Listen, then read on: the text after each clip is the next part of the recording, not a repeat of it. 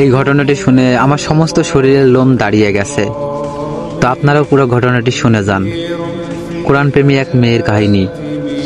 একটা মেয়ে ছিল, সে পবিত্র কোরআন পড়তে খুব ভালোবাসতো। সময় পেলেই কোরআন তেলাওয়াত করত। তার ব্যাগে সবসময় ছোট একটা কোরআন থাকতো।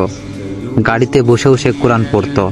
তার তেলাওয়াত এত মধুর ছিল যে কোনো পাষাণ ব্যক্তির মন গলে যেত। রাতে যখন ঘুম ভাঙতো তখনই সে কোরআন পড়তে শুরু করত। একদিন মেয়েটি মারা যায়। মা তার আদরের মেয়েকে হারিয়ে প্রায় পাগলের মতো হয়ে যায়।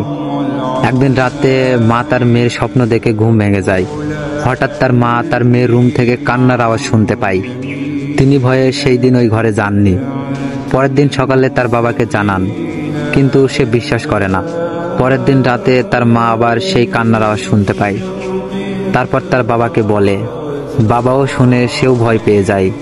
তারপর সকালে এই ঘটনা মসজিদের ইমাম সাহেবকে বলে। তারপর ইমাম সাহেব এই ঘটনা যাচাই করার জন্য ওই মেয়ের বাসায় এক রাত থাকে। রাত 1টা বাজতে না বাজতেই সবাই সেই কান্নার আওয়াজ শুনতে পায়। মনে হচ্ছিল অনেকে মিলে কান্না করতেছে। তখন ইমাম সাহেবও কেঁদে ফেলেন আর বলেন, এটা ফেরেশতাদের কান্নার আওয়াজ। মেয়েটি প্রতি রাতেই এই সময় কোরআন তেলাওয়াত করত, যা শুনতে ফেরেশতারা এখানে আসতো। এখন মেয়েটিকে না দেখতে পেয়ে তারা প্রতি রাতে এই সময় কান্না করে।